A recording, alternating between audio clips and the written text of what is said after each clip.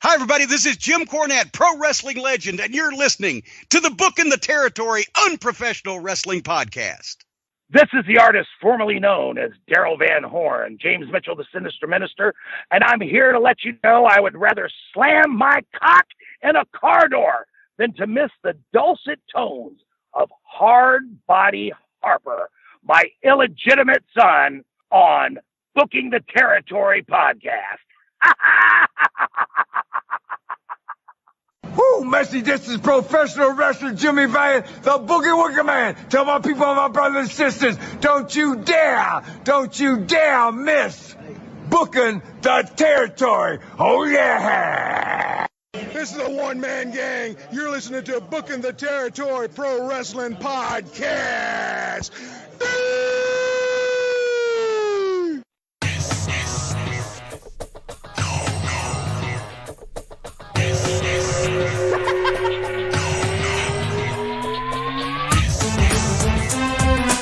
Welcome back, everyone, to this week's episode of Booking the Territory, the unprofessional wrestling podcast, where today we are covering Starrcade 1988 Part 1. So we're going to break it in half.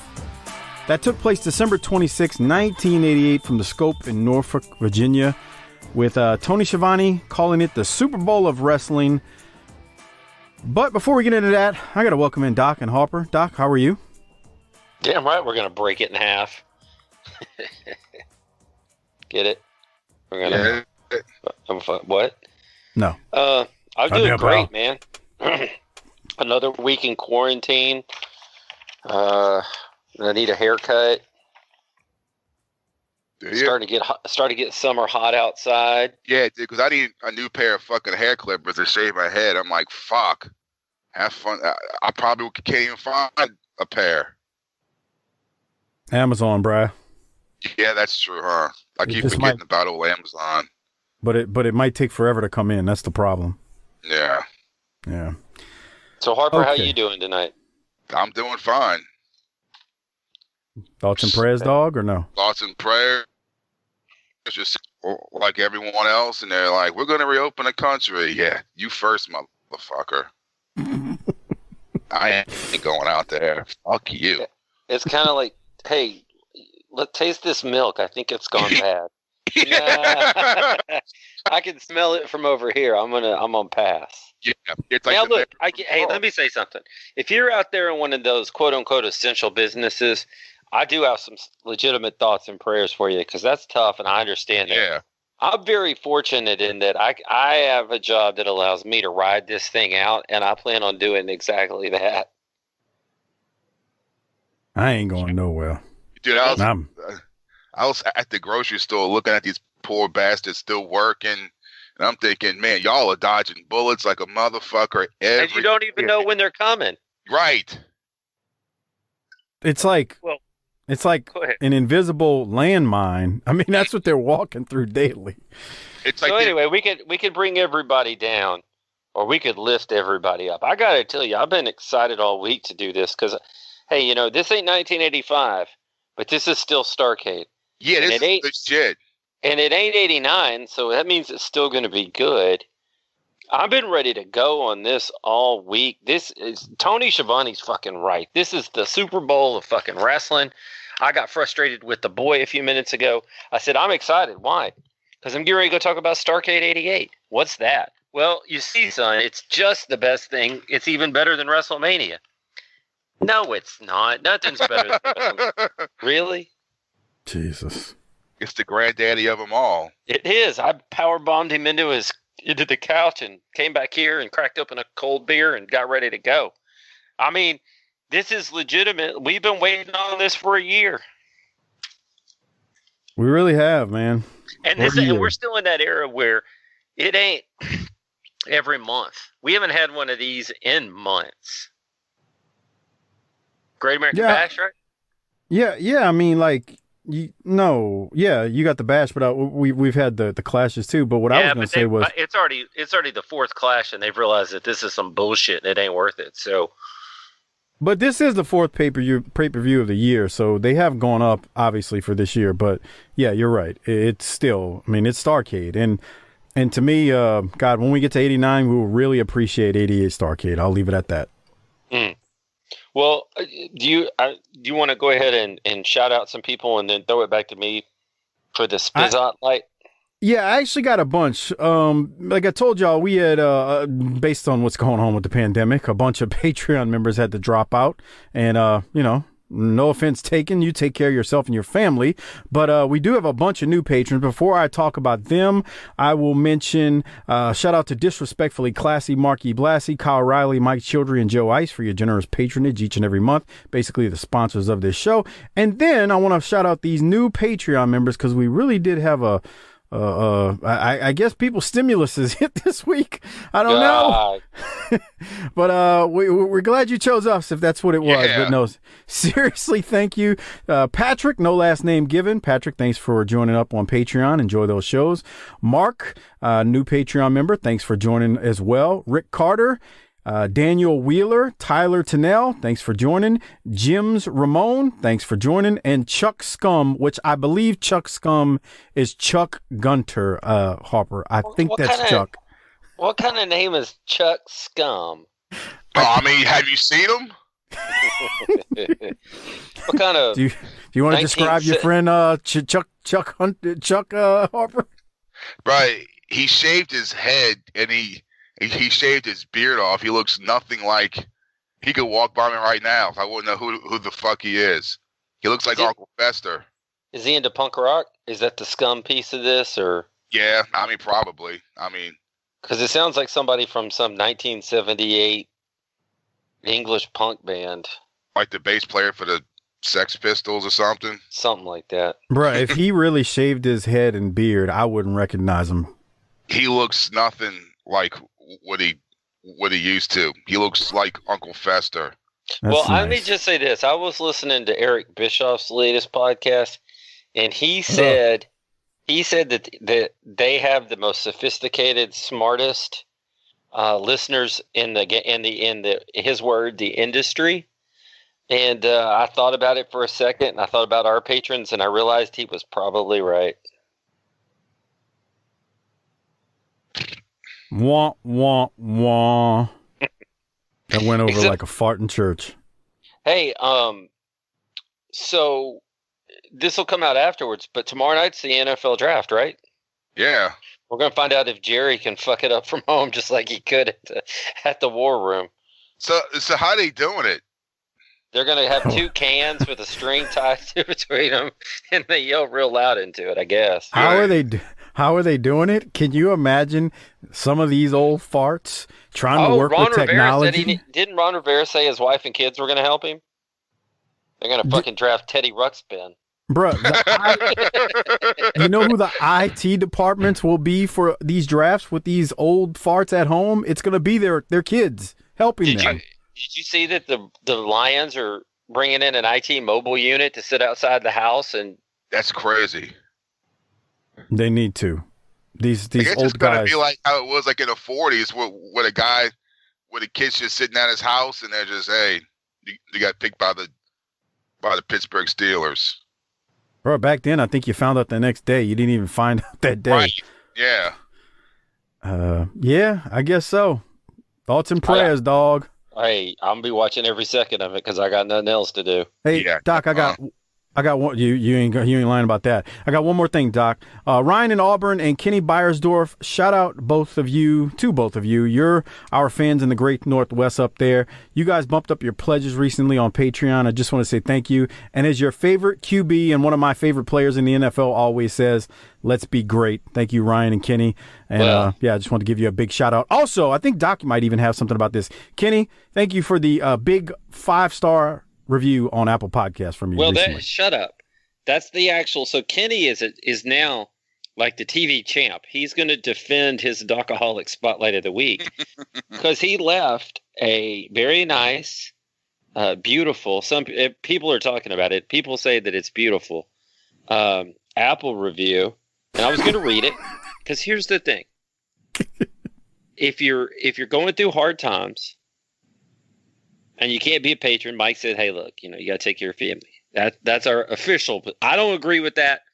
Harper doesn't agree with that. We think you should figure it out, but it's our official show position. Yeah, balance your budget, dog. It's not that hard. Yeah, Harper, as you're sitting at home furloughed. Go ahead. You got a pro.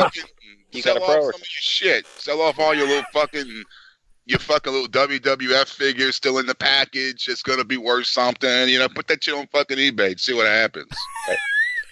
So, but the official show position is, hey, you got to take care of your family. But there is still something you could do, and that is giving us reviews, because that's free. And Kenny Beiersdorf wrote us it says it's the first review he's ever written. Incredible show. I'd give it 6 stars if I could. Mike, Doc, and Harper are the only podcast I am a Patreon for. And I actually need to bump it up. So apparently he did that. So he wasn't just bullshitting. The boys are the best thing out there. That's true. They talk like me and my friends, and I appreciate the non-PC conversation. You guys are the best. Keep up the great work. Kenny Beiersdorf. What a keeper. What a keeper. He is. He's a keeper. Who's Now, his Harper, favorite sports team? Let's the be great. Seahawks, I believe. Let's be great. Now, Harper, he did say don't bring up he and Ryan's name, because the last time you brought up a name out of the blue, actually, Doc, I think it was you when you mentioned Joe Diffie and no, that was Harper. Harper killed Joe Diffie. I killed Joe Diffie. Harper can mentally summons the virus, and bro. I just hope no one comes in here looking like George Strait, because that would break my fucking heart. When was the last time you heard Joe Diffie's name, Doc? Seriously, before Harper said it. It had been years. I mean, I know who he was from that stupid Third Rock from the Sun song, but yeah, I know who he was. But no, he hit that. I think he hit the county fair circuit after his big hit. So, gotcha. Speaking of death, we had a wrestling death, huh? Who? Scott Bowden. I thought you were going to bring up even more than that. There's this was the week of deaths. Who else? Oh yeah, that's true. Huh? The Fink. Yeah, Fink. Fink. He passed away. Joe Pedicino that did Pro Wrestling This Week. Never before has a man outkicked his coverage with a woman more than he did with Bonnie. Bruh. That big old round dude, all respect as I say that.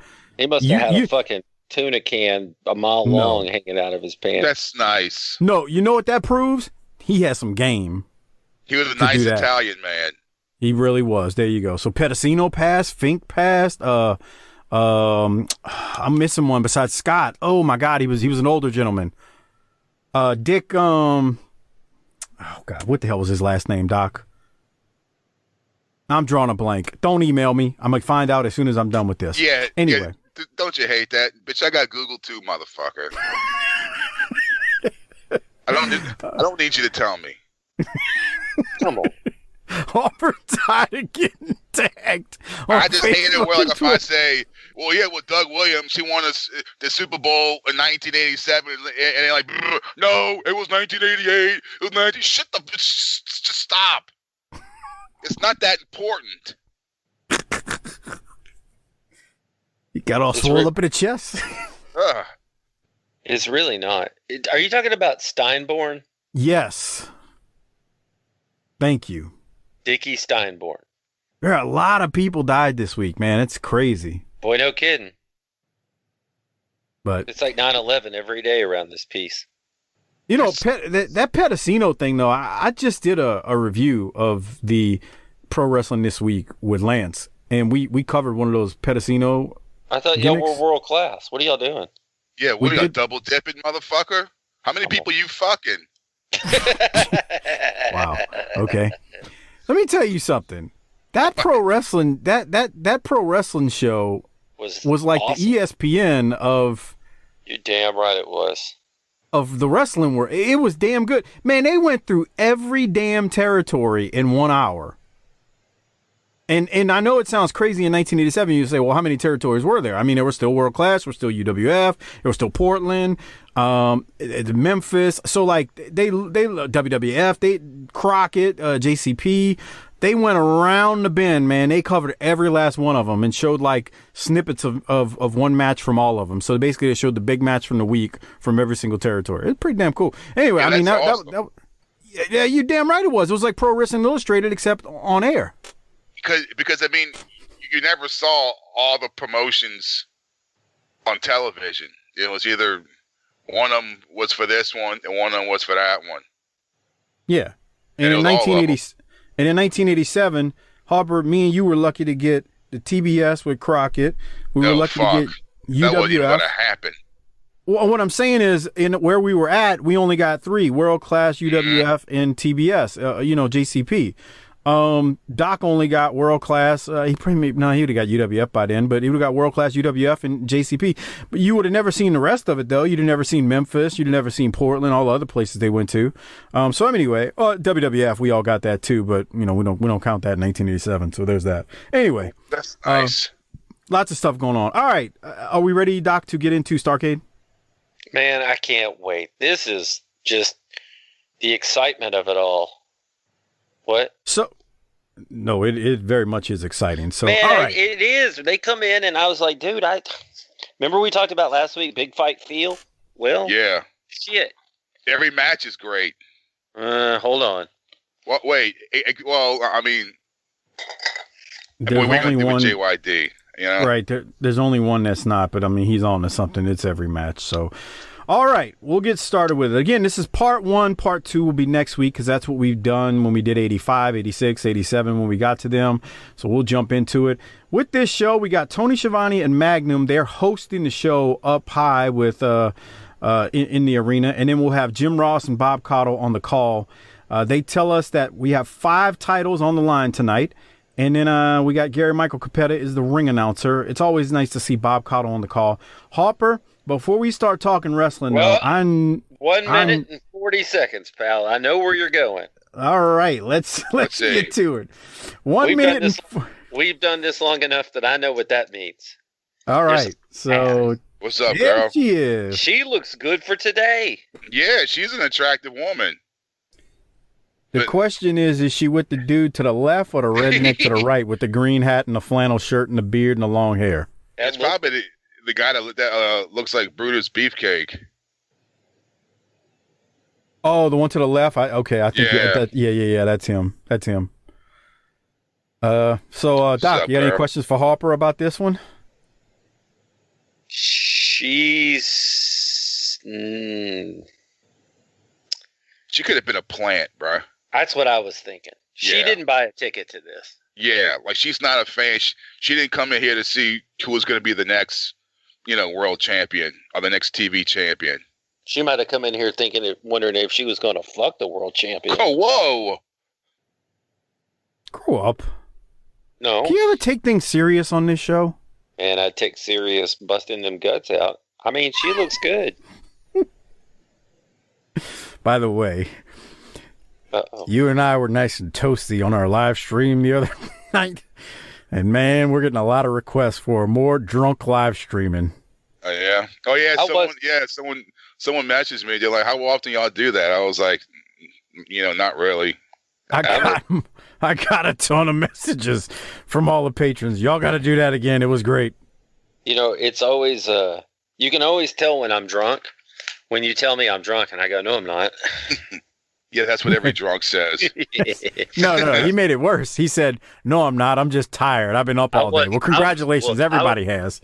I was asleep 10 minutes after we logged off. Not me. It took me another hour and a half. I was whooped. Anyway, and I felt like ass the next day. Well, they want more of it. God damn it, this chair I'm in won't stop squeaking. I'm sorry, everybody. Get some WD-40. I'm getting some if I can ever get to a goddamn store. Don't blame the chair. Blame that ass. Well, speaking of ass, Harper, that what's ass is something, this girl's name? Who? On the screen. Oh, Michelle. I said Mandy. Okay, I'll take Mandy. No, Mandy would be blonde hair. This is a dark-haired woman. That's not a Mandy. She looks like somebody you see on TV. Like she should be on a soap opera or a guest starring spot on Family Ties or something. Let me be clear. She ain't the hottest woman I've ever seen, but she might have been the hottest woman in that building, and she knows it. What's up, girl? Oh, y'all look at me. The Scope. In She's Norfolk. all right. There's a lot of broads in this place. They come back to her. What's up, girl? No, I rewound it so we can get a. I was trying to get a. Look at that thing next to her though, in the checkerboard flannel. Yeah, That's that what guy I'm just talking doesn't about. even look real. It's like He's a from costume. Redneck Heaven. Costume. He's a plant. I bet she brushes her teeth with fucking close up. Remember that? God, Yeah. that commercial. That's still around. It is. You just never see commercials. At least I So, don't know the last time I did. Lots of broads in the audience. Look at all those women. Yeah. Women, That guy in kids. the sweater with the Lex, this is your night to shine. There you go. There you Wrestling go. fans know how to spell too. Let me tell you. Look at the sign. Hold on when we come back to it. Lex, this is your night to shine. What's wrong with that? NITE. But they got to fit it in, dumbass. Yeah. You could fit a G and a H in there. Don't start with me. What's that guy with the HD Superman? Oh, that must be know what Harley that- Davidson or something, huh? Oh yeah, probably so. Yeah. So, you said Gary Michael Capetta? Yes. I miss Dr. Tom Miller. Well, sorry. Dr. Tom Miller had that boxing feel. All the belts are on the line tonight. And right here we go up to on the Patreon feed, the video feed, we go upstairs to Shivani and Magnum. And my thought is, why could they give Magnum his own mic? Could he not hold it? They probably screwed up or something. Was Turner cutting cost or something? No, they just started. Right. Yeah. Why didn't he have a mic? Yeah, they didn't feel the pinch yet. Maybe he couldn't hold it. Oh, no, Doc's on to something. His right arm. So maybe maybe that's why. So that, he wouldn't have to hold the mic. So he's got his other hand like to just It would just dribble. free. It would just dribble out of his hand. That's nice. You are a What an complete asshole. moron. Grow up. What's wrong with you? Hey, do you think Shivani thought he was going to call this, and then Bob Caudle sort of just whipped out his dick and said, "Nah, bruh, I'm Bob fucking Caudle." I think JR did. Oh. Let me tell you something, Shivani. You ain't calling this match. It's going to be me and Bob Caudle. All right? You're going to sit your ass up there with Magnum and host this thing and act like you know what you're doing. I don't but I'm the remember best goddamn play caller in this game right now, and I'm calling with Bob Caudle. Okay, I got a question. Is that the turnbuckle at the top of the screen there? Yes. I think it is. Yeah. Yeah. They were That's shooting some amateur hour Bush League bullshit. I was sat there for a long time going, what's over and over their fucking heads? Is this like a... It's a fucking flying saucer. I was like, is this one of those in-ring blimps that got too low? You know how you can tell it's the turnbuckle because if you look at the bottom of the screen, you can see the ring in the top of the ring skirt. Jesus Christ. This is Dude, I say it all the time. Tony Schiavone says it all the time on his show whenever they do watch-alongs to the stuff. He's like, you'd figure with us being a TV company, we could get some of this stuff right. And we never can. Or never could. He would say that all the time. And it's true. They're shooting this. Look at it. You got the ring and you got the turnbuckle pad above them. It's nice. Yeah, I watched this on my phone, so I didn't see the ring skirt as much because I was having a hard time seeing anything. How come there's a baby that just ran by? Run that back. We just had a run-in by a baby. Mother carrying her child. That's a young baby, too. I know, Dude. down at the wrestling show. Now, Rick, Then we got a little girl digging in her nose and putting her fingers in her mouth, too. Rick, you told me you'd take care of this, baby. Oh, How boy. come nobody, whether it's 1988, 1998, 2008, 2018, tomorrow down at the coronavirus protest, wherever you go, people don't know how to act in front of a camera? Everybody can't answer behind Caudle and JR was acting up. I mean, you're making me think about the Wolfman getting his ass on camera for that Smoky Mountain we did that hasn't aired yet. Jesus. But anyway, how's about we keep moving along, Doc? What do you I think love the it. Wolfman was doing at this time in 1988? The Weed. Wolfman?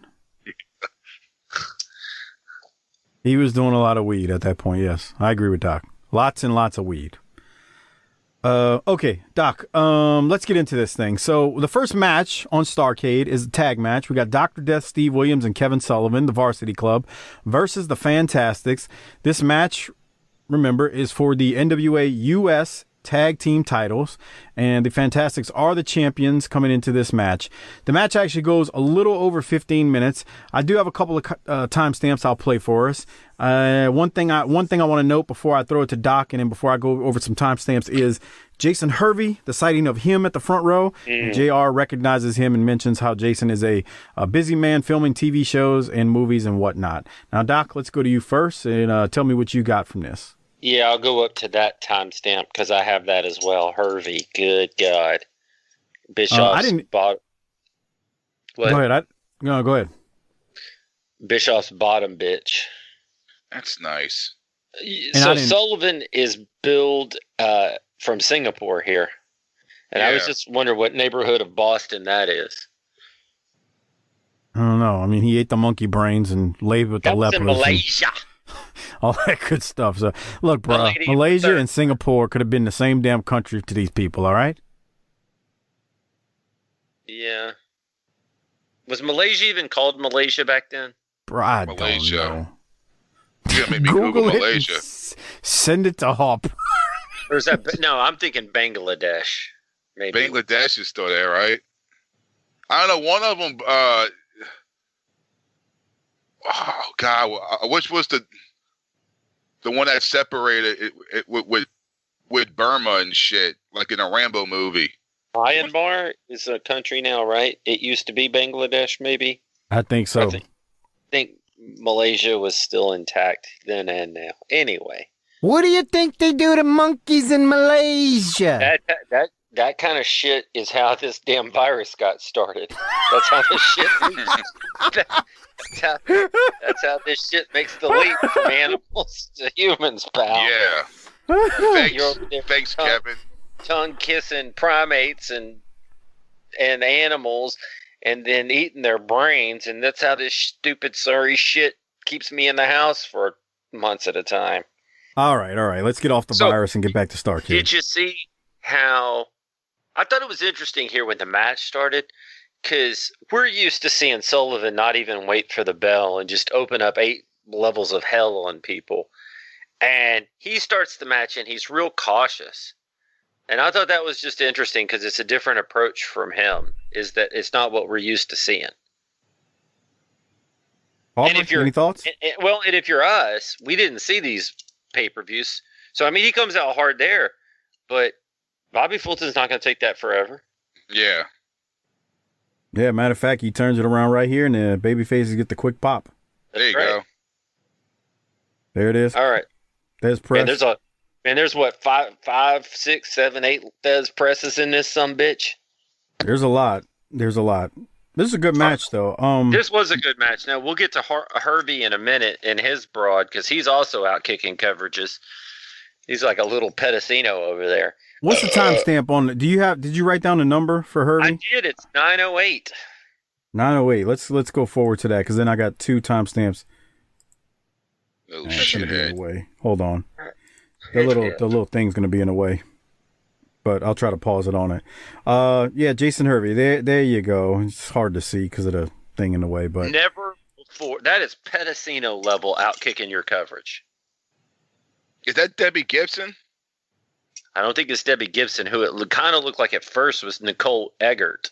Oh, from Charles in Charge? Yeah, but I don't think that's her either. I think she was hot. I don't know who? White Charles in Charge. Yeah, then she was on Baywatch. He's in charge of our days and our nights. Charles in charge of our wrongs and our rights. I used to watch that, but I don't remember her. Okay, so the hot blonde. The oldest daughter that needed to be. Come on. Why? You know. I mean, look at him. He looks like a drama nerd from your high school that everybody is waiting. You know, everybody else has figured out he's gay. He just hasn't. And he's nice. And he's sitting next to a broad that if Rick catches an eyeful of it, It's done. Irvy's in trouble. If Rick catches an eyeful, she's going to catch an eyeful. Wait, what? No. Grow up. What's wrong with you, Harper? Well, let's see how old that chick is, because let's see how old Hervey is, and we'll see what kind of pedophile you think Rick is. All right. Jason Hervey in 1988 was 16 years old. See, there you go. Y'all need to leave that girl alone. She probably wasn't even of age yet.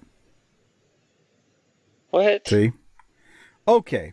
Now, let's get into this. Harper, while I go to this first time stamp I got to play, what do you have from this, if anything? This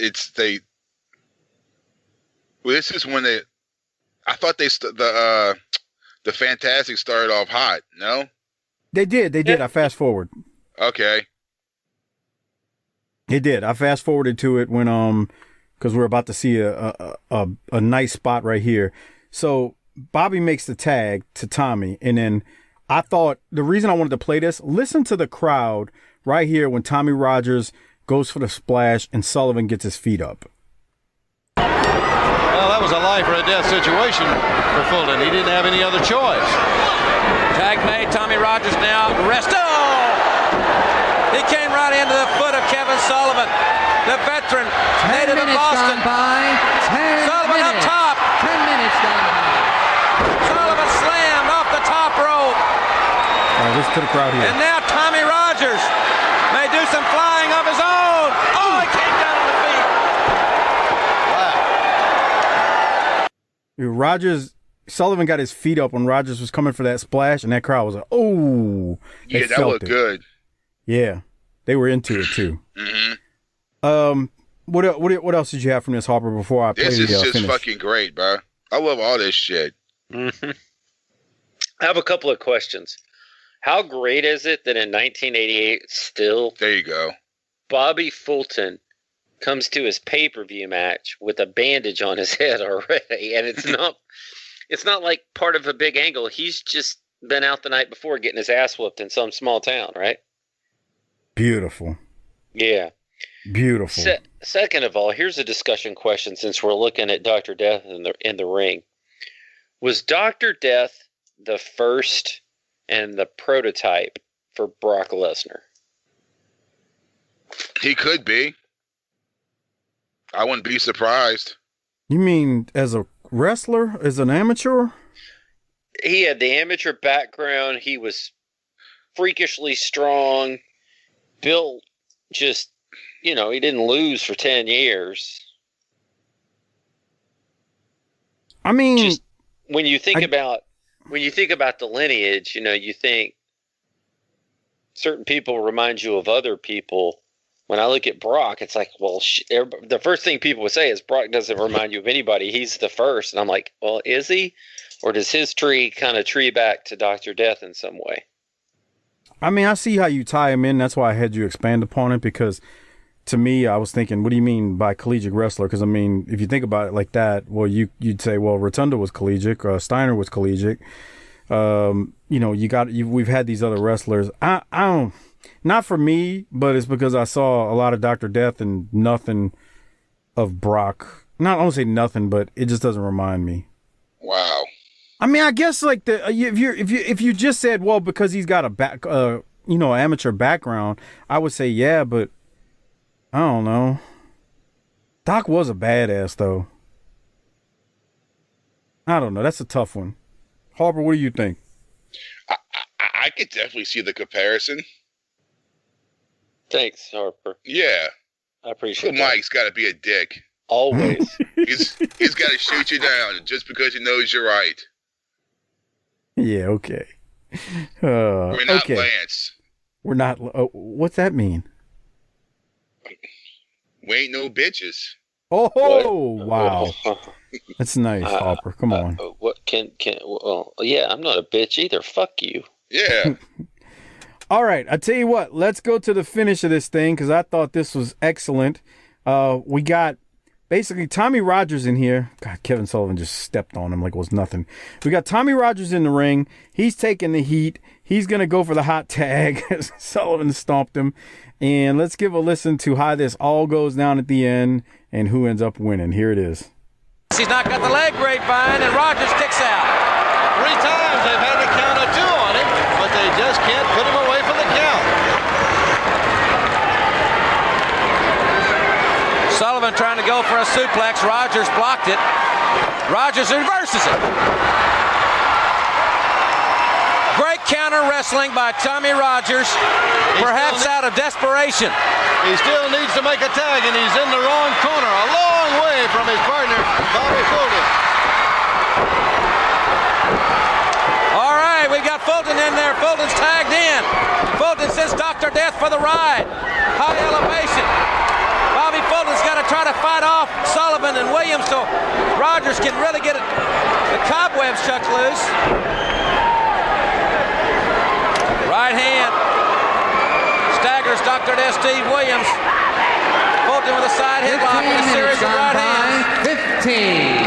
Well, Fulton had been out for some time. He got well rested. When he came back in, he had the power. And that was a tremendous right hand that landed right on the chin of Steve Williams in the corner now. He's got him in a position to really pound at him.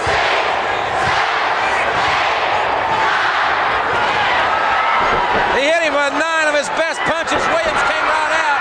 Fulton catches him with a clothesline and into the sleeper hold. He may put him out with this one. He lost his grip on him, Bob. And Sullivan has a sleeper applied to him by Tommy Rogers. The Thez press. Fulton went for the Lou Thez press. And Dr. Death used a version of a hot shot. He kicked out, but not in time. Steve Williams and Kevin Sullivan have just won the United States Heavyweight Championship with a hard-fought yet resounding victory over the Fantastics, new tag team champions. The U.S. champions have been crowned here at Starrcade. Ladies and gentlemen. All right, Doc, your thoughts on the finish? You know, the thing I really liked about this match was we often hear that the Fantastics were too small, but man, Bobby Fulton was phenomenal. You could even say he was fantastic. I mean, he was throwing right hands on Dr. Death and staggered Dr. Death. So kudos to Dr. Death for playing along, but it didn't look goofy. It looked real. So, again, I thought the Fantastics were great working big and showing that they belonged with Dr. Death in the ring. Agree? I agree. I thought this was phenomenal. And the other thing here is, but on the other side, I can hear Fulton and I can hear Morton and I can hear all these old timers going, look, you can't ever do the same moves over and over and over, and that's the third Lou Thez press. And it was airtight, brother. You don't use other people's finishers, and there was the hot shot for the win. But those are minor deductions. This was a great match. Held my attention the whole way through. I purposefully didn't go back and look to see who won these matches. So I didn't know who won going in other than I have a feeling about the main event. So I was thoroughly surprised and new champs. Harper, what'd you think? Man, I love it when fucking Bobby's giving him those punches in the corner, and fucking Dr. Death gives him the inverted atomic drop, and Bobby feels like, no, fuck you, bro. And he just pushes him into the corner and starts punching him some more. Those are great right hands, too. Yeah. Crowd was counting. Doc, the only thing I'll say about the hot shot, I was fine with it because it wasn't like Dr. Death purposely did the hot shot. He was reacting to the move that Bobby did when Bobby tried to hit him with another Thez press.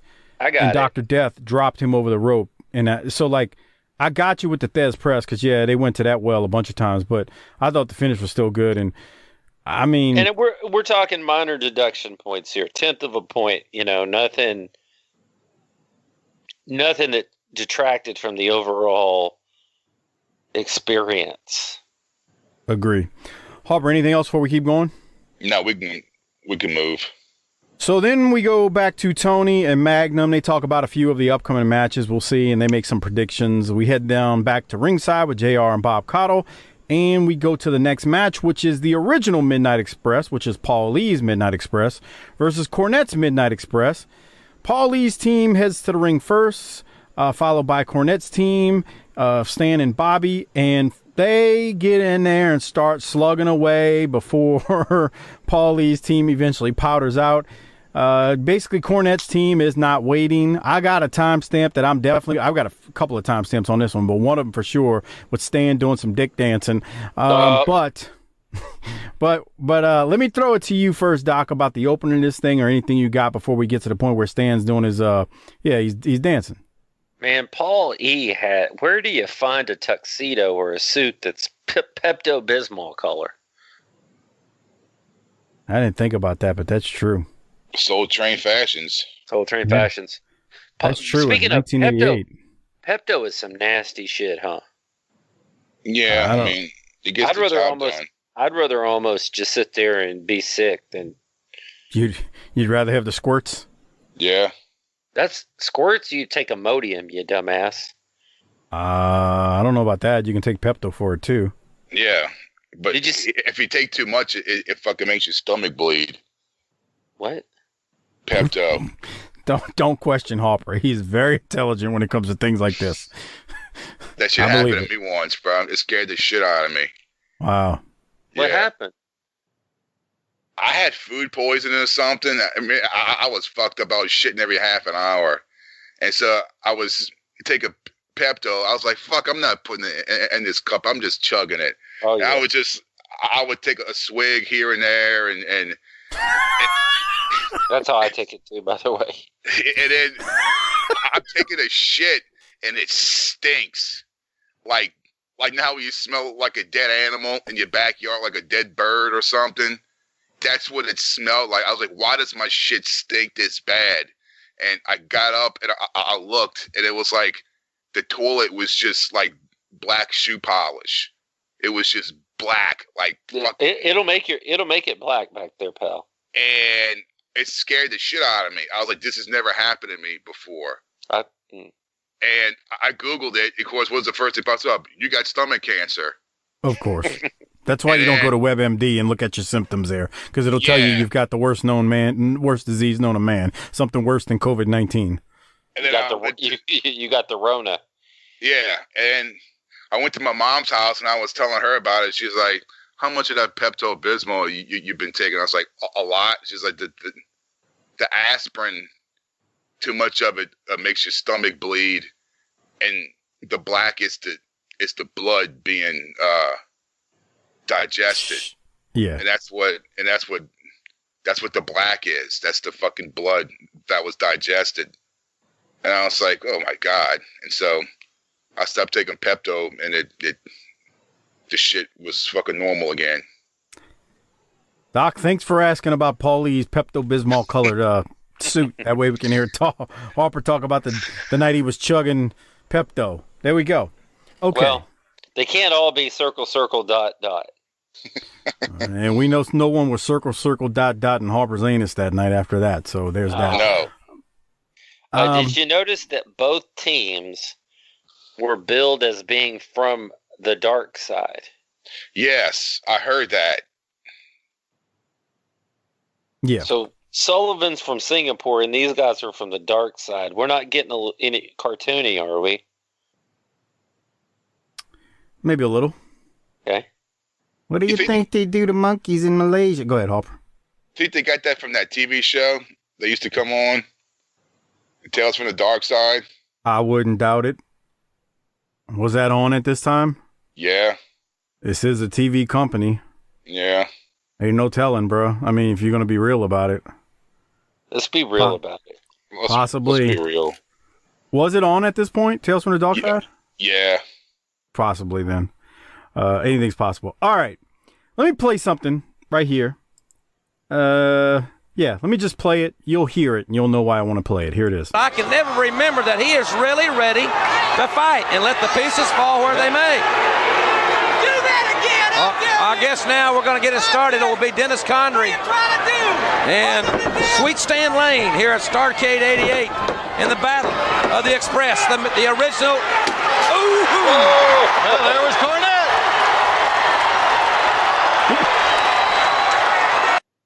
Man, Corny went Louisville Slugger and swung for left field on that one, man. That was a 500-footer. Oh, all right. Doc, thoughts? He pasted him with that. Harper, any thoughts on that one? Fucking great. Corny's really shined for this. I mean, He did. He was on it. Yeah.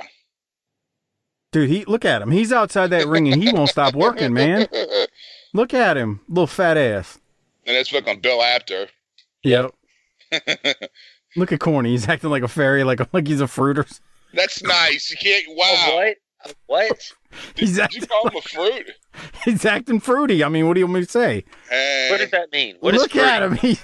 It means feminine. gay. Feminine. He's acting feminine. Yeah. He's acting queer. What? Hey, that's in the look. That's in fruit.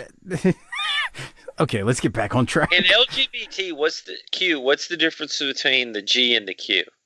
That's I don't know. I think the queer is more flamboyant, right? That's what that means? Bruh, we've had this discussion before, and none of us are qualified to answer that question. What has that ever stopped us from talking about anything? Well, I guess you got a point. Call Lance, he'll know.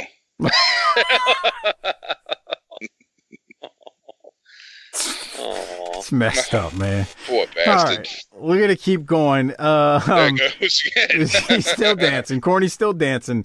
He wants a later piece. He wants a piece of Paul around and he's throwing chairs. Corny was great outside the ring. And in your first clip there that you had, you could hear him yelling. I mean, he was managing his ass off in this. He really was. They had a really good match. Can you take me to 41-30 where JR has some not kind words to say about Bobby Eaton? All right, I'm at 41-26, so here's play. He's not going to give up. He's got a great heart. Doesn't say a lot, and when he does, you usually can't understand him. He's a very quiet individual, as you say. He does his talking in the ring, and he lets his wrestling. JR just said Bobby doesn't say a lot, but when he does, you can't even understand him. Come on. Come on. He can't help it if he's from Alabama. Yeah. Bobby really don't talk much, so we've seen that over the years. What else you got, Doc? Anything? We should go to, well, of course, it's the big show, which means you need a big wiggle. How about 44-28 for some real live dick dancing? Okay, so I'm going to go to 43-50 because I wanted to see some stuff right before that. So let me go to that, and then 43-50, asshole. Come on. What's wrong with you? All right, here we go. And Dennis Condrey is the man you want in to really execute the punishment. Condrey's a veteran. He's not going to make any mistakes, and nobody knows Bobby Eaton better than Dennis Condrey. Power slam, but he's already made the tag. Remember that. Rose is legal. The rocket launcher, Bob. But he missed it. Eaton managed to roll right out from under him just at the last second. Let's see if he can take it down now. If he can, 15 minutes. Turn the match around. There is 5 minutes. He makes the tag. Stan Lane is the legal man. Karate kicks. Using his right and his left foot. Cracking the heads. Here it comes. Together. And Sweet Stan. Ready. All right, I'm going to come back to it in a second. We got to get Stan's wiggle again. Harper, I need your commentary on it. I need you to tell me what Stan's shaking it for. That was an extra wiggle. He put some fucking salt on that shit. Well, he's seen the broads around ringside, and he's like, look, I got to get out of here before Rick gets out here. Yeah, he's got Marcus territory. Fired up. He fired up at the end of the wiggle, too. I think the irony of it all is I laugh every time I hear Corny because he talks about Kenny King doing the dick dancing. Stan literally dick dancing in the ring every week. Here it comes. And not What's up, girl? that is at somebody. I guarantee it. And not 4 years later, he's going to have a pelt on his head. When it fucking looks like Paulie's got a pelt on his head. Doesn't that look so horrible? When? Right now. Well, no, isn't it? I think it's just his cut, the way he's got that. Yeah, stupid... I know. It just looks so bad. Yeah, I got you. No, I got you. All right. Doc, any other thoughts before I was going to play the finish here? Well, 44-55, the crowd pops for Corny. Okay, so I'm going to pick back up where we're at because this is the finish. So we got about a minute and a half right here. So here's the finish of it all, and I got a question for you, Doc, after we see the finish for you related to Smoky Mountain. I'll just say that, and we'll come back to it. But here we go. Here's the finish of Midnight versus Midnight. Stan Lane is a legal man. Karate kicks. Using his right and his left foot. Cracking the heads of Connery and Rose together. A sweet stand. Ready to style. Stan Lane has been outside of the ring, chomping at the bit to get in, and showing you what he can do. Well, Lane is a legal man. Referee's tied up over here. Dangerously just nailed. There's Cornette. He got it. Telephone. 16 minutes gone by. 16. There are 4 minutes remaining to time limit. Cornette and Dangerously running outside here. Wait a minute. Don't count that fall, please. Teddy Long has got the phone. He has stopped his count. Dangerously hit Stan Lane in the back of the head with a telephone. He already had, the referee did a hand raise for the third count. He had counted two, was ready to go with three when he saw that telephone and stopped the count. Rose is Listen to the crowd. talking to the referee. Stan Lane signals his partner. Double goozle. They just nailed Rose with double goozle. 1, 2, 3.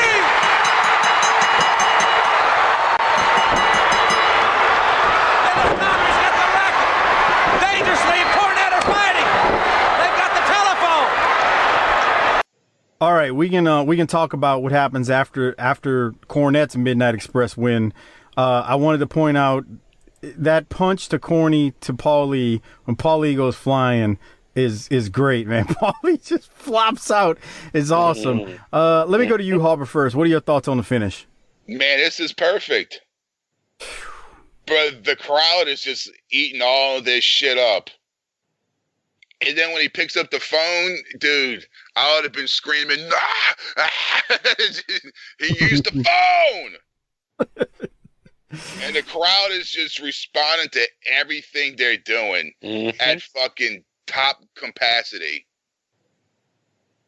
This is called when they're eating out of the palm of your hands. Jesus Christ, we went from having dead crowds to no crowds. Wrestling is fucked. This finish was excellent. Harper, anything else on the finish before I go to Doc? I mean, this was just so perfect. And, well, you see, when this match first started, the real Midnight started off hot. I'm thinking, fuck, they're gonna lose. Right. That's what I was thinking. But no, I mean, they won, but they got beat up at the end. Right. But I thought they were gonna lose. But I'm glad they won. Fuck Paulie. Doc, your thoughts on the match and the finish? This was a great match. Again, just like the first one, I didn't know who was going to... I couldn't remember who won this one. So I was like, I'm legitimately watching this with interest. The finish was great because it was screwy, but we had a pin. Condrey is not very good with the tennis racket. No. You don't know how to swing it. The only thing I would have liked better about this, and I mean, we're talking about, again, look, this was awesome, so don't get me wrong. I felt like the original Midnights should have busted Corny open again. That's what I thought they were going to do. Mm-hmm. They were in all of this with the phone and the tennis racket. They should have busted him open again to keep this thing rolling.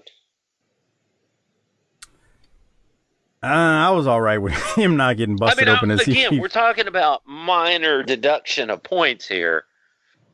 But when they had that racket and they had him 2-on-1, Corny should have bled again on that white shirt. All right, so I got a couple things. All right, One, the first one, I'm replaying it for our Patreon members, tinyurl.com/PatreonBTT. When Corny comes in to deal with Paul, who just hit Lane in the back of the head. He over-exaggerated, grabbed him by the hair, then threw that punt. Look, two things. Yes, that, and Paulie goes flying to take the bump, and then Corny's like, nah, bitch, I ain't done with you. Look how Corny goes and chases after him. He dies. He's like, I'm coming for more of that ass. Corny earned his paycheck that night. Yes. Okay, so Doc, here's what I wanted to throw at you. And that right there is how much a good manager can add to things. Agreed, totally. Doc, here's what I wanted to ask you, because Harper didn't do this show with us. What does this finish remind you of from Smokey? I don't know. This is the Buddy Landell and Sean finish, except it's a little different twist. What I mean by that is, if you remember, Corny came in and left his racket in the ring, but his racket didn't get used. And if you remember, Mark Curtis went to make the count on when Buddy was pinning Sean, and Mark Curtis stopped the count. Same thing that Teddy Long does right here. Somebody some enterprising young Army member that wants to get bumped up from a private status needs to send that question into the drive-through and see if he pinched the Super Bowl of Wrestling finish from the Starrcade 88 finish. I bet you talked about it before and we just don't remember, but this is exactly what happened. So Teddy Long stopped, sees the phone. Mark Curtis stopped, saw the racket. Mark Curtis then went to the crowd. Let me finish. Mark Curtis went to the crowd and was like, hey, what's going on here? And if you remember, Buddy was like, no, I didn't do anything. No, I didn't do anything. Jimmy just left it in the ring. I didn't do anything. And when Buddy turned around, Michaels hit him with Sweet Chin Music and got pinned. Same thing. Now, Rose is the heel here, but when he finally turns around, Stan and Bobby hit him with the finisher, and that's it. 1, 2, 3, Midnight win. I bet you that's where he got that finish from. It's possible. You know the move that I loved in that Buddy and Michaels match was when Corny comes in the ring to hit Michaels and he kipped up. Yes. And that was phenomenal. That was ridiculously good. That when he kicks up. We might have to do a watch along with Harper with that match. Yeah. If we're gonna do that, we need to do that and Taker and Unabomb. Yeah. Because both of those matches were like, whoa. We'll put that in the queue because we're planning to do some special things at the end of Smokey. We'll do some things like that, right? Yeah, that's fine. Because we don't even have to do no prep, man. Just cue it up and go. Yeah. And Harper hadn't seen it before, so he'll like that. And it's damn good, so it's worth watching for him. Yeah, it's not 6 stars. It's just wrestling. It's good shit. You're not worried about giving it stars. It is still amazing to see Shawn Michaels in a Knoxville, Tennessee Smoky Mountain ring fighting Buddy Landell. And that reaction Undertaker got when he came out. Oh, my God. Craziness. All right. So, any closing thoughts on this? Go ahead. Well, hold on. My kid has found the WWE theme songs on his iPad. So he was running through the backyard with the Undertaker theme, scaring his sister the other afternoon in the backyard. It was funny. And he and my 4-year-old daughter know all the words to Randy Orton's theme song. I hear voices in my head. They talk to me. Yeah. That's nice. My 4-year-old daughter hates wrestling, but she knows that song. She was walking through the house singing it the other day. I was like, I'm either doing something really right or really wrong, and I'm not sure which it is. That's nice, Doc. What? Nothing. All right. Anything else as we watch the Cornette's Midnight get beat down, but eventually Bobby Eaton makes the save and Cornette's or Paulie's Midnight ends up running away. They kept this feud going. It's definitely not dead, even though Corny's Midnight win right here. Thought it was a really, really good match, and to be honest, we're 2 for 2 here. This is wrestling. All right. So with that said, as you can see, this show is light on promos because we just got a lot of great wrestling and not really promos. But we do have a promo we're going to go to right here. If you remember, we had a winner between the Varsity Club and the Fantastics. So I'm going to go to that right now, and we'll see what the Varsity Club have to say after their big win. Here we go. I think the Russians, they're a big, rough, tough team. I got to pick the Russians in that one. Well, one thing that we can predict that we definitely have new United States Tag Team Champions. And I understand that Magnum TA is standing by with the new United States champions. Let's go to him now in the locker room.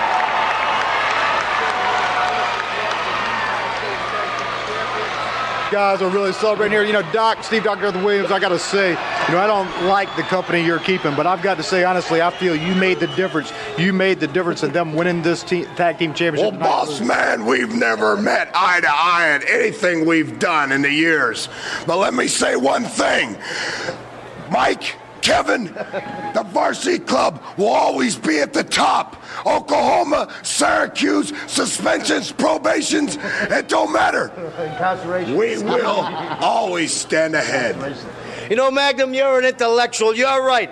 We traded a moron. Michael and I traded a moron in on a genius. You see, we are the start of the franchise tonight. So far, we're 1 for 1. I told you we win, and Michael is going to take that Rick Steiner and Alex, and we're going to run them out of the wrestling business. Right, Michael? What, Kevin?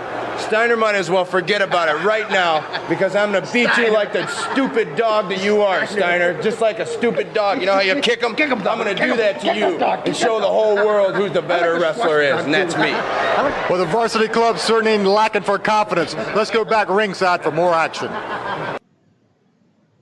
You notice how at the beginning, Doc, there was no audio? Like Tony Schiavone always says, TV company, as Magnum's talking, you don't even hear audio, but we'll let that go.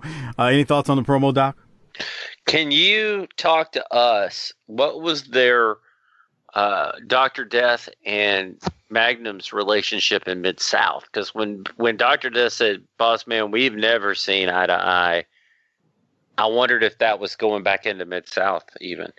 Yeah, and I could go a little while on that, but Magnum was, he was just like you saw Babyface Magnum in 85 Crockett on all those shows we did. I mean, Magnum was kind of built like that in Mid-South, not the same way, but Magnum spent a lot of time as a babyface while Doc was a heel. So I mean that was part of it there, and I don't, like I said, we can get into this, and we're already an hour in, but they haven't seen eye to eye. It's clear as day. I mean, so the only thing is, I wonder how many people like kind of knew what the hell he's talking about. I don't know. No one. Now, I don't say no one. There were people that did, but no one. Absolutely not one person. Now, did anybody else snicker just a bit when Sullivan called Magnum TA an intellectual? Harper? No, I don't know. He went to college, didn't he?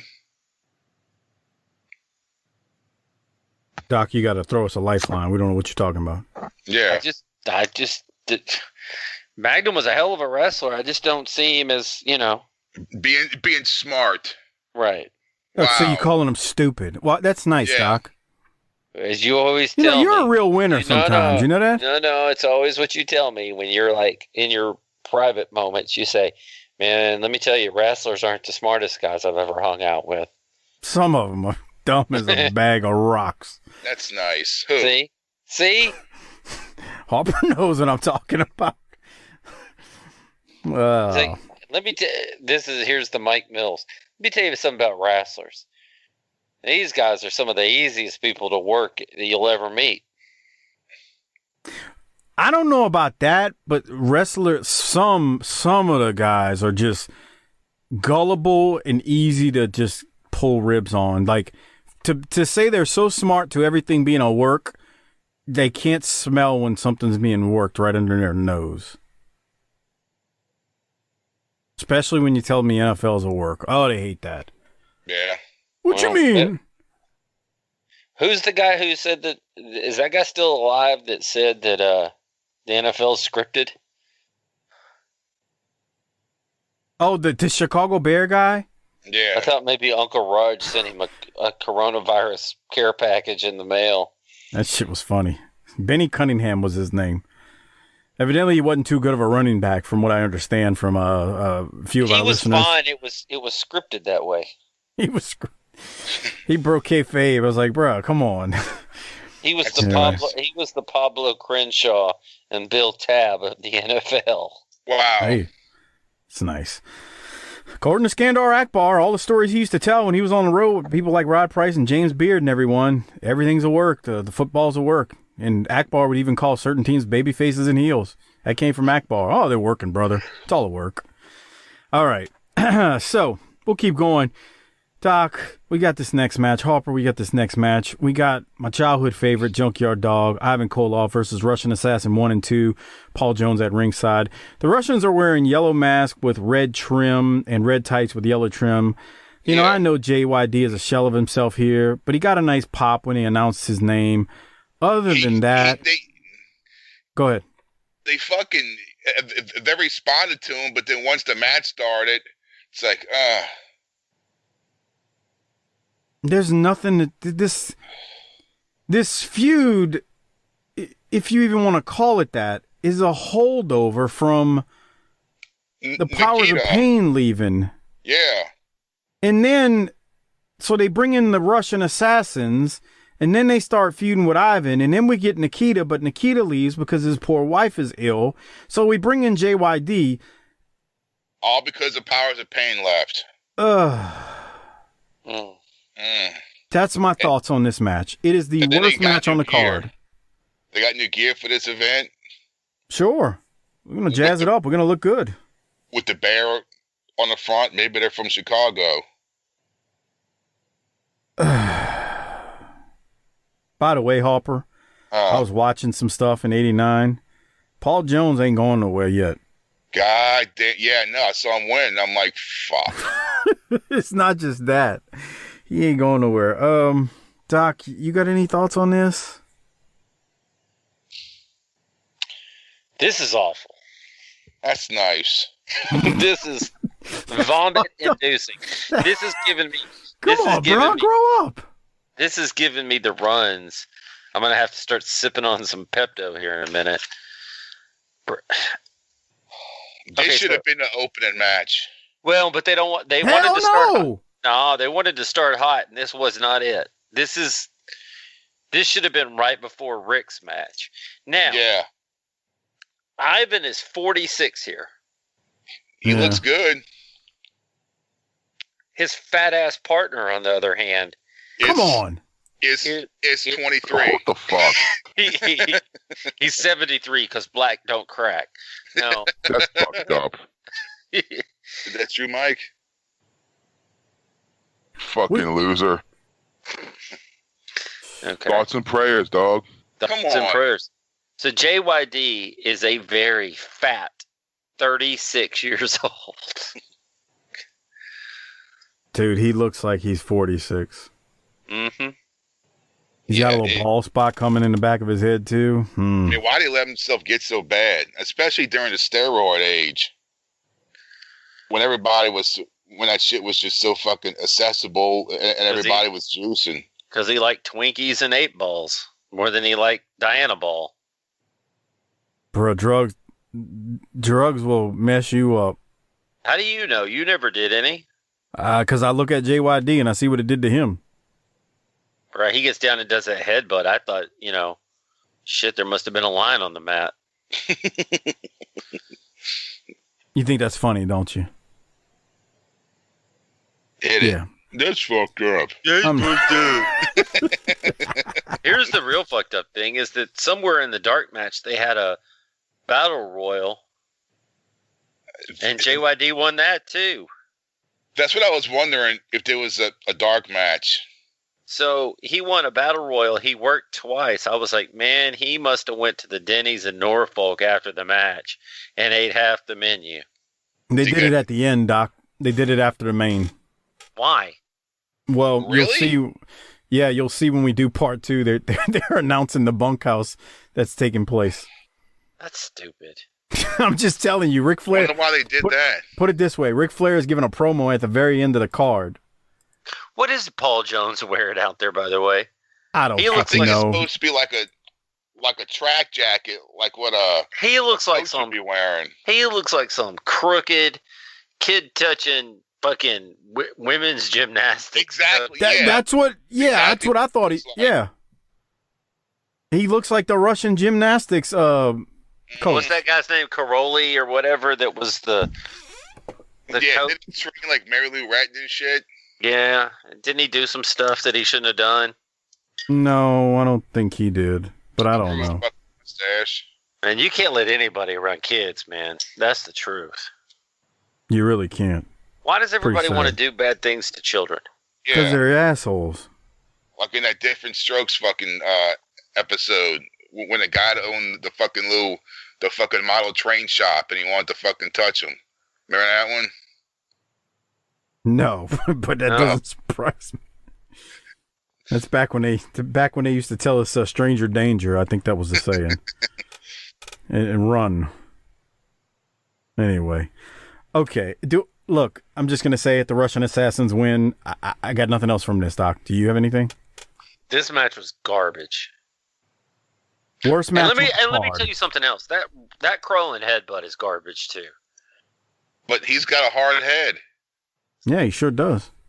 A soft belly. Oh. Well, let's move on from the worst match on the card to one of the better matches on the card. And that's saying a lot considering we've watched the Varsity Club versus the Fantastics and the two Midnights do battle in some excellent matches. We go to Rick Steiner versus Mike Rotunda. We got another title on the line. This time it's the NWA World Television title. And Sullivan is going to be high above the ring in the cage. And let me tell you something about this match before I throw it to you, pals. These fans, they love this, and they were ready for this, and this is a testament to how this story was built. Steiner, through the mistreatment and having outstanding charisma, he's just a lovable babyface. These people were ready to see Rick Steiner whoop Rotunda's ass. I mean, they're going nuts. They're barking. They're using the R word, chanting against Rotunda. That's My nice. notes What's said, the R word? This is wrestling. Doc, I got a couple of timestamps. I'm going to play from it, but I want to throw it to you because my timestamps are near the end of it. What do you have from this before we get to, before I go to the timestamps? Well, once again, we have a personal issue that we're going to settle here, so everybody's leaning forward in their chair, right? Yeah. Yep. Funny how that works. Have the Varsity Club become the new Four Horsemen? What? They got belts, dude. They're just a different faction. They're not the new Four Horsemen. Christ.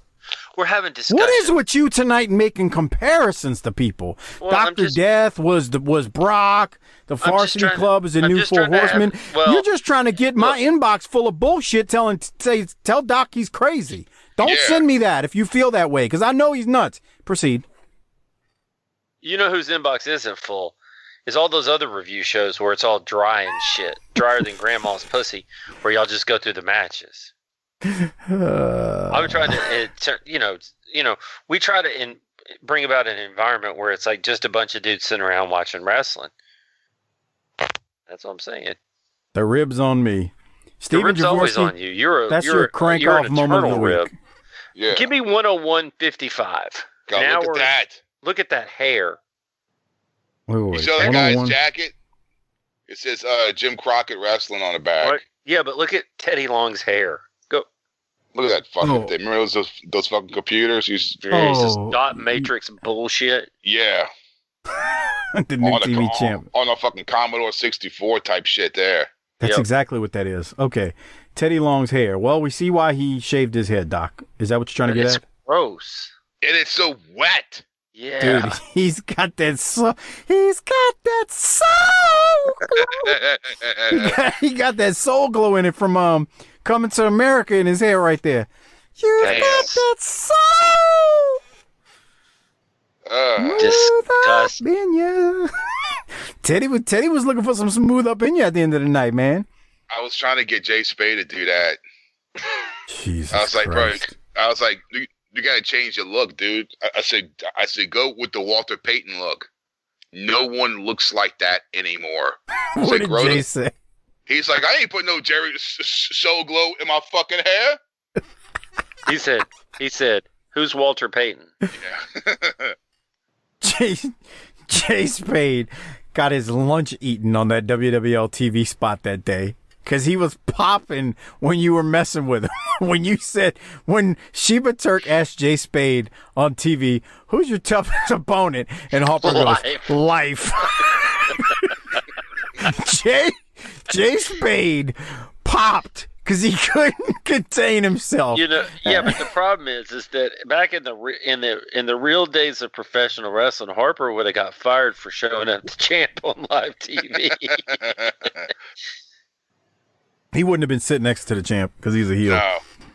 But I thought that was great. Okay, that's nice, Doc. Talking about Teddy's hair and the grease in it. My note here, after they load him in the cage and we see Teddy's hair, is my exact note was, I'm looking forward to this. Steiner is fucking over, and these guys are about to get it on. This is wrestling. That's right, and that's exactly right. So, big fight feel with matches with personal issues, and we're here after months of story building to try to settle these things. Where the fuck do I sign up? Let me tell you something else too. Well, hold on. Let me expound upon that for a second, because you and I had that kind of half facetious conversation where it was, man, we don't really like wrestling. We just like shit talking. That's not exactly true. And so for the normal Saturday night, the shit talking is necessary. But I love these Starrcades and big events where the shit talking ends with something. Real quick on that. You need them both. I'm glad you said that. We like the shit talking over the course of a couple of months. But after you do the shit talking, you got to have a big match like we have here with Steiner and Rotunda. There's been a lot of shit talking. There's been a lot of shenanigans. There's been a lot of that going on. And we've had the matches in the studio where ain't nothing happened. But through all that shit talking, we built up personal issues. We saw Steiner get mistreated, and that's making us want to really see this match. So that's the thing about, we like the shit talking, but the maximum shit talking also leads to the big climax matches, which we're having here. One other thing, and I want to throw it to Harper for his thoughts. They didn't do anything fancy. Lots of amateur wrestling, basic stuff, cross-body suplexes, like your basic wrestling stuff, and this crowd was going nuts throughout. Harper, your thoughts? Yeah, Steiner gets a fucking hammerlock, and they fucking pop. It's incredible. It keeps freezing on me, y'all. That's not me doing that. Let me tell you something else. Steiner must have been in the gym and on some cycles, because he is jacked coming into this thing. Yeah, he looks good, bro. He looks good. And I was, so again, not only did they not, like you said, it was really, basic. It was also a lot slower than I expected, because I expected them to, Steiner to bum rush him after all this, but all of that didn't matter. So it's not that we don't like wrestling. I just prefer wrestling that means something. It meant something because of the story they told before they got to this point. That's basically what it boiled down to. And I will tell you this, and I know there's a lot of controversy about this, but God bless those current wrestlers who are trying to put on matches in empty arenas on live television in a multi-million-dollar, billion-dollar industry. Because the crowd means so much. Well, I mean, wrestling was booked for a crowd. That's the thing that kills me about it. There's nobody to work. I mean, even my 7-year-old goes, "Why are they looking out to the crowd?" And I can't, because they're used to them being there. Y'all see my screen right now? Yeah, something went wrong. That's what happened to me. I kept trying to watch this. Starrcade is canceled. Oh boy! Vince decided that Starrcade was too over. We're going to rewrite this shit. That's nice, Doc. Ultimate Warrior runs out and clotheslines everybody. Yeah. So the thing of it is, man, as you guys said it, Hammerlock crowd was into it. I mean, they weren't there to get themselves over. The crowd was there to see the action and to respond to the action, not get themselves over. But I don't know how these fools today are trying to pull this off in an empty arena. But the thing that got me was like just little stuff. I mean, they're doing this amateur wrestling, and the crowd is just popping. Steiner could bark one time, do that old Steiner bark he did, and the crowd's barking. Can you look up 111.50? Yeah, if it lets me go to it and doesn't freeze, because it keeps freezing. What am I listening for something, or am I? No, you're watching? looking at this little shithead in the crowd. That's nice, Doc. Come on. All right, 111.46 right now. Let's see what we got here if it doesn't freeze up. Look at that. I knew you were going to do that. You're going to hell. You're going to hell, asshole. You're going to hell. Why? Why, Doc? With his Coke bottle fucking glasses. Okay, let's make fun of a little kid now, because you two are just so mature. That's what? I didn't say anything. I'm just saying he's got Coke bottle glasses.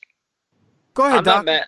Be the asshole of the three of us. Let's see. Let's hear it. Because you wrote this damn timestamp. I knew this kid was going to show up. You wrote this timestamp down just to laugh at this poor kid. No, I'm not mad at the kid. I'm mad at his parents. For what? Dude. He can't see without those glasses. Bullshit. Those are they took those off of his grandma when she died, so they wouldn't have to buy him some real glasses. That's fucked up. This kid is getting made fun of down at the school because, man, can we get this kid some LASIK or something? It's 1988, They didn't have that pal. back then.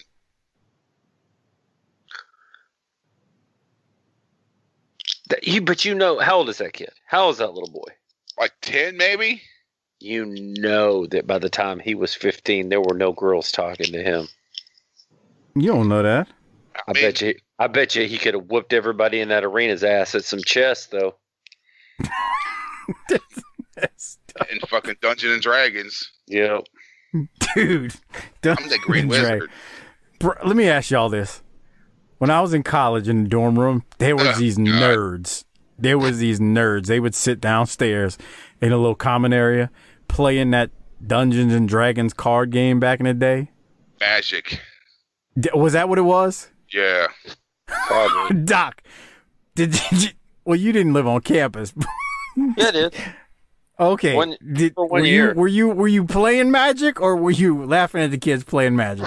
I was laughing. The thing I would do the year I lived in the dorms, we would play like cards and stuff, like hearts and spades and poker and shit like that.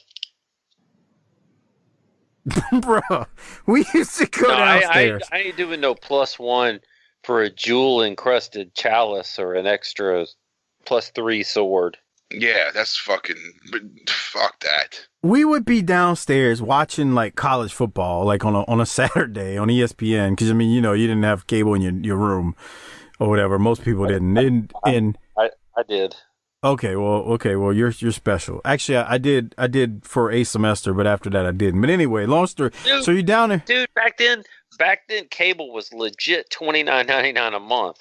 That's great. I didn't want to spend $29.99 on it. Kiss my ass. Listen to my story. And I ain't trying to knock anybody that played Magic, because I ain't never played it. But man, we'd be down there watching football, and I don't want to say geeks, nerds, but the dudes who would play Magic, they would be into that shit. Like, Doc, it would be me and you watching the Cowboys and Saints. That's their Super Bowl. All nighter. That kind of emotional investment into it. All nighter. And I was turning around like, I'd be like, bro, what? Bruh. Yo, that's serious about that? I mean, they would be ready to fight. Hey, everybody's a mark for something. I can You know tell what? you You got a point. You got a point. It was like when I was still working before I got furloughed, like right when people were going crazy, buying up all the toilet paper and a bottle of water and shit. I'm in Walmart and there's a line of people with the baskets full of water and the toilet paper. There's this one fucking nerdy guy, bro, and he goes up to where they got the baseball cards and all. He buys, he gets a packet of Magic cards. Apparently, it's still a thing, and he sits in line with the rest of these fucking nuts with toilet paper and water just to buy that one pack of fucking Magic cards. Good for him. For real. Let me tell you something about the toilet paper. If you got a shower, just take a shit. Hell, you could even do it in the shower if you're really ready to smash it down the drain. Like T-Rex? Yeah. Andre. And then just get in the stream of water. Guys. Just get in the stream of water and spread your butt cheeks. Yeah. You don't need toilet paper. Bruh, if you get one of those removable shower heads, you can just kind of like make a bidet out of it too and just shoot the stream of water up your asshole. You could do that too. I mean, your booty hole will be nice and clean, bruh. It's still a thing, bruh, for the toilet paper. Mm-hmm. Okay, wait, it's still a thing. I want to get back to Magic. Harper, he was waiting in line to buy that one pack of Magic cards? One pack of Magic cards, bro. He goes by the cards, he buys it, he gets that, and he just gets in line. Harper, what did he look like? I gotta hear this. Can you describe? He looked like, and he was too old for that shit too. No, he was probably like what, 19 or 20, and no, bro, he was in his mid to late 20s, and he had terrible hair, huh? He had terrible hair, and he had glasses. He was the gimmick. Was he dressed like it was like fall outside, even though it's hot? He was wearing some fucking graphic tee of Deadpool or some shit, and like the ones you get at Walmart, just some fucking goof. What about socks with sandals? I don't remember. Or house shoes out in public. House shoes. What's that, Mike? Nothing. I don't want to hurt it. I'm not trying to come down on the Magic Gathering or whatever it was called, people, but man, them dudes used to work themselves into it. That shit was on ESPN back in the day. Like a 2-3, bruh. Back in the day, you would go put on like ESPN at like 2-3 in the morning. They had like Magic card competitions. Was it right before Global came on? Dude, ESPN used to show all kind of crazy stuff if you want to go down that route. Oh, they had everything on TV. I'm just saying, did the Magic the Gathering people think we're just as crazy as we think they are? That's true. Doc, you know what? As we're talking about, look, because I'm not trying to make fun of the Magic Gathering people, but you know how at work we've talked about before how if we really just broke kayfabe and started telling our bookers that we're like these old school hardcore wrestling fans, they would look at us like, what the piss is wrong with you assholes? Oh, yeah. So we get it when we say it's basically the same thing, but because Doc and I always joke about, imagine some of the things your coworkers, everybody out there, imagine some of the things your coworkers go home and do. And, and the thing about it is, you kind of leave them alone. You don't really mess with them about whatever stupid TV shows they watch or whatever. But and they'll even talk about their little dumb TV shows they watch or their little freaking pastimes or hobbies they have. Look, bro, I don't care what happened on Friends. I don't care what happened on Seinfeld. Right. I don't care what happened on Frasier. My point is, but if you say that you watch Monday Night Raw, you're gonna get gang banged with all kinds of comments. It's gonna be like the set of what's that? First Take with all the black athletes around and the white lady moderator. You're about to get teamed up on. But no, seriously, we talk about it all the time. Like they'll talk about all these things they love and do and blah blah blah. We like this and we watch this and me and my spouse do this and that. The minute if I ever opened my mouth and said, you know what I went home and did last night? I went and watched Starrcade 1988, WCW NWA. They would look at me like I was an alien that just landed, had 4 fucking heads. They'd call HR on your ass. They would call HR and be like, what in the hell is wrong with this boy? We need to get him out of here and get him drug tested first. Get him out of here. He's drunk. Something's wrong with him. Get your ass out of here, boy. We don't deal with your kind in this territory like that. Have you noticed how sweaty of a guy Rotunda is? Yeah, he started sweating during this match. Let's get back to the match and get ready to close this episode out. This was 20 stars, if you can give it that. Excellent stuff. I got some timestamps, but Doc, I wanted to see if you got anything else before I go to it. Could you give me 113.53? 113.53. All right, we're at 13.45. Steiner line. Dude, he went out hard and at full speed. He took a hell of a spill. Whoa. That looked rough. Good. That looked good, huh? Phenomenal. Run that back one more time. That looked great. Throws him up. Oh, he's got Rotunda in a headlock. Rotunda shoots him off. Clothesline. Steiner jumps over after the drop down. Rotunda throws him out the room. Oh, he took a hard spill. That looked good, Harper. Yeah. Here's the thing. Everything they did looked like a struggle, though. Even the headlock a little bit before that, it looked like they were really trying to gain an advantage. All right, so let me go to this. Rotunda has Steiner in a headlock. And watch how they work this. This is a very nice hope spot, Harper. This is great. As Steiner fights out of it, but then Rotunda gets back on the offense. Coming back. Well, Mike Rotunda, as you mentioned, Bob, has held this television championship for almost 1 year. And you got to go back and really research the NWA record books to find another television champion that has held a title, or the TV title, for that length of time. That's a great credit to Mike Rotunda. We're talking about him defending it during the Great American Bash all over the country. He's been a great champion. He's taken on all comers, all challengers, and not only that, at one stretch, he put up an extra $10,000 for anybody that would take. I thought that looked great, Harper. What do you think? That was a nice clothesline. It was just cool how he fought out of the headlock, and he's about to make the comeback, but then, nope, shut it down. Heel shuts it down. Just good stuff. Doc, you got any more timestamps before I go to my last one, which is the finish of the match that I'll play? I need 119.38. Okay, so you got the same one as me. That is a Steiner line, pal. So we're going to pick back up right here. We're about to get into the finish of this thing. I'm at 119.30, and it's about a 3-minute clip. Here it is, but this is the finish. This is some good stuff. If you're watching on Patreon, you'll see a beautiful backdrop, but overall good stuff. Here it is. He needs inside cradle there. Near fall, a 2 count.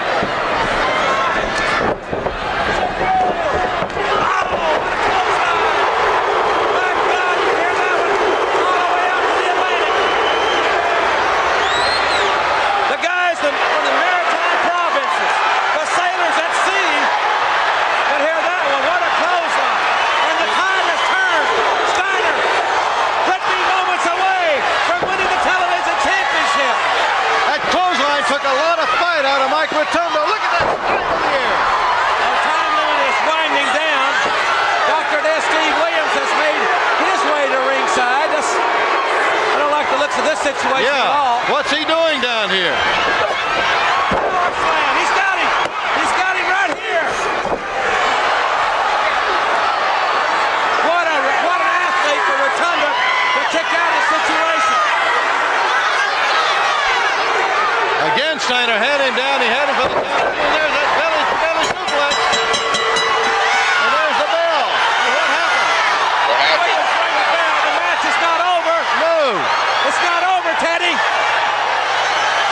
like to have Steve Williams ring that bell. I don't have. No. Teddy, the timekeeper did not ring the bell. We've seen this happen before. Steiner thinks he's won the match. Rotunda Now, wait a minute. The referee is saying that the time is. Now we got another referee down here ringside, Tommy Young. Senior referee Tommy Young is out here, and he is asking Gary Capetta if he rang the bell. He did not. Now the two referees are going to confer over this.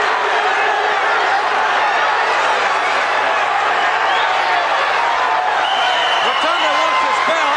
Steiner thinks he's won it. And while they were talking and discussing it, Kevin Sullivan, the cage was lowered, and Sullivan is out of the cage and now up on the apron of the ring. I guess the keeper of the cage thought the match was over too. A lot of confusion right here.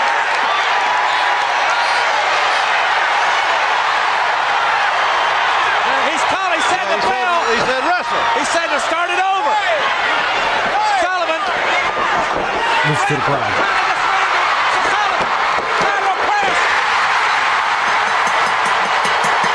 Look at that.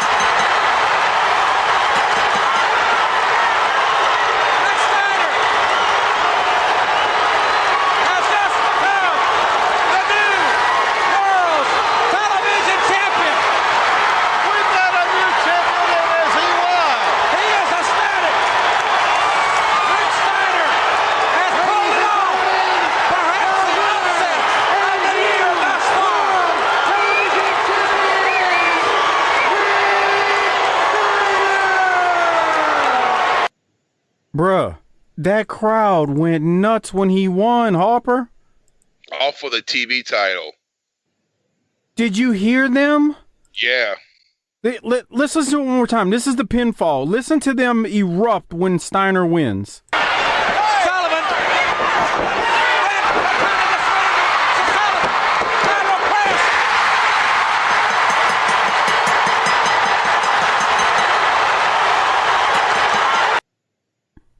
That's what over sounds like. Harper, any thoughts on the finish? It's they love some fucking Rick Steiner. Holy crap, do they? I mean, how can't you not root for a special guy? What? I mean, I think that's part of it. Yeah. He is a little off. I wouldn't use the term special. So are you. Well, if you want to call me special, then that's on you. I mean, I ain't going to take offense to it.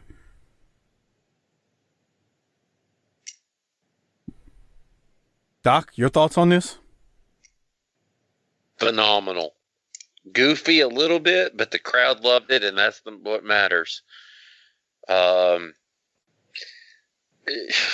These guys had a struggle. They had a fight. They worked for the advantage. There was no flips and flying and bullshit. They were beating the crap out of each other. I don't even think it was goofy. I mean, the reaction when he wins is incredible. Oh, yeah. Yeah. I mean, it's like he won the world title. I mean, I know it's a world TV title, but still. As we say it, the crowd's engaged. How are you fucking this up?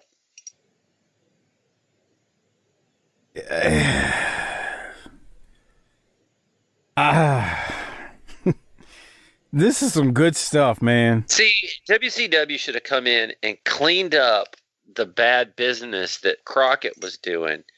And instead, they are like, we want to be like the WWF, and became cartoony. So, if you're on our Patreon page, tinyurl.com/PatreonBTT, and watching this there, Doc, I just want you to watch this. Harper, watch this. As he runs around the ring, man. No sound. Look at the crowd when they go to the wide shot when he wins. Just look at the people. Look at that. They're going nuts. This is late 88, pal. It's like they kicked open a fucking ant pile. Oh. It's like their favorite team just won the NBA title or NFL or the Super Bowl. It's incredible. I mean, those people are going nuts for this win. Everybody's clapping. Everybody is. Everybody has a genuine emotional reaction. Boy, no kidding. And that is how part 1 of Starrcade ends for us tonight. Doc, any thoughts on this? I'm at a loss for words. This is how great this was between these two. Really good stuff, man. 4 matches tonight as we wrap this up. 3 of them were top shelf. This is wrestling kind of stuff. And let's tease it. Next week, we got Bam Bam Bigelow versus Barry Windham. We got Dusty and Sting versus the Road Warriors. Luger and Flair for the World Heavyweight title. Let me tell you, next week is good too. Oh, yeah. Next week is good. This is wrestling. This is why we do this, because of that finish right there is a perfect example. Yeah, man, this was fun. And I sat and watched this stuff and was like, this is entertaining as all fucking hell. Sure is. So, Doc and Harper, what we've done in previous years, we saved the rating till we did part 2.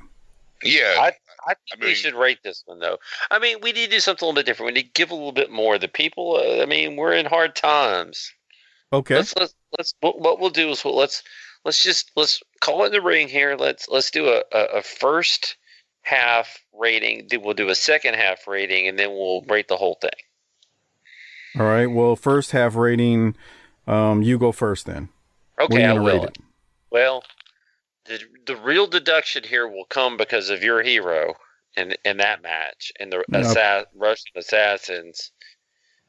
Those 3 conspired to keep this thing. They seized the means of production, and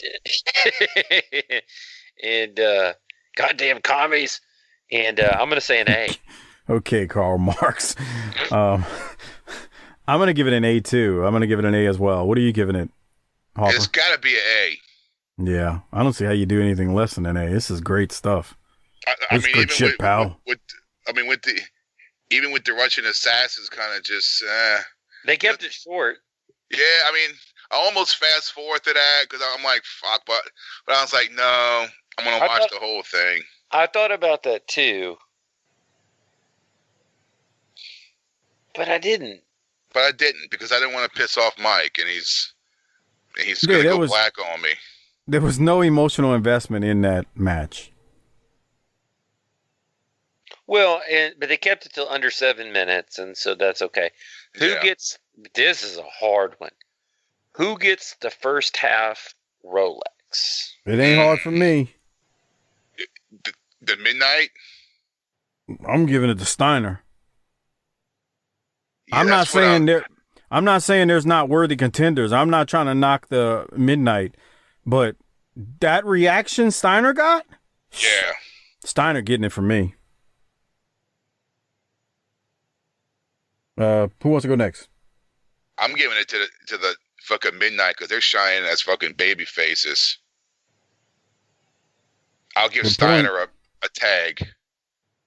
Good point. Or he gets a Citizen's Watch or a Fossil because he did good too. A Fossil. Okay. Doc, who are you giving yours to? Man, you can't go wrong with either of y'all's choices. I'm going in a slightly different direction. There's nothing wrong with giving it to them, and there's a lot of contenders here. I'm going to give it to Corny. I thought he worked his ass off. I mean, there's no wrong. And I really, really debated between him or Steiner. I mean, there's no wrong answer. The only wrong answer would be that anybody involved in a JYD match. Well, the wrong answer would be somebody saying, "Why is this good?" Well, come on, people, idiots would say things like that. This is wrestling. I mean, even y'all's wives would fucking like this. No. Well, let's not get carried away. No. Let's not get carried away. Let's not get carried away. That's nice. She's not even liking the Dark Side of the Ring this season, and she liked the first season. Thoughts and prayers, dog. I think this virus has her all messed up in the head, but you know. You did say she's salty because of the virus and being stuck home all day and the kids and all that. Fuck yeah, dude. I get to escape back to the office, the bedroom, and work. Man, she's out there with them kids all day. Yeah, she's on the front line. She's on the front line because she's off work. And they're like, you're the guy that's in the fucking command center at the fucking military base, just like answering phone calls, and she's on the front fucking storming the beaches of Normandy. And then I walk out and I go, okay, I'm going to hop on the treadmill for 30 minutes. And then when I'm done, I start drinking. Dude, she was hot at him about our live stream where we went 3 hours. Yeah, I hope y'all enjoyed that. I hope y'all enjoyed that live stream because I got a lot of shit because we went forever. It was like 3 hours. Yeah, she goes, look. She goes, look, this is your hobby. And you recorded Smoky Mountain in the morning and that damn thing in the evening. That was 5 hours of recording that day. Straighten up. I said that. We went for a long time that day. Morning 2 hours, night 3.5. I said, do you know how many suicides that we're preventing just by hitting the record button? Yeah, let me tell you, but you know what? You got one that you can tell her. You know how she would go to the and this ain't happening now, but she would go to the beauty salon for how long? The nail salon's a 2 hour gimmick. Okay, how long is the hair salon? Couple of hours. There you go. This is you getting your hair done. Yeah. Well, you shave your head, huh? Not yet. No? I'm still toying with the concept. Man, I'd look terrible with a shaved head. Well, you look like Baron Corbin. Baron Corbin 2.0, except just a little shorter. I don't look like him. Okay. So let's recap this. We all gave it an A. I gave my Rolex to Steiner. You gave yours to Corny, Doc.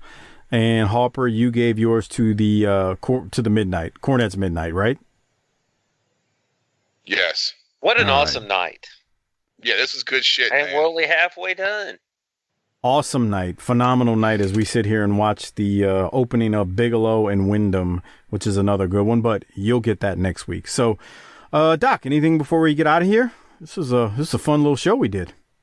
Well, I don't want to get in any more trouble, so we better go ahead and wrap this thing on up. I totally agree with you right there. So, all right, Harper, anything from you? Anything you got to plug? Anything going on? When's our next live stream? Nothing? No. Nothing. Harper, you hang in there, man. I know it's kind of getting tough at home, cranking one off a few times a week, man. But I'm getting paid to sit on my ass. Well, that's true too, and that's a good thing.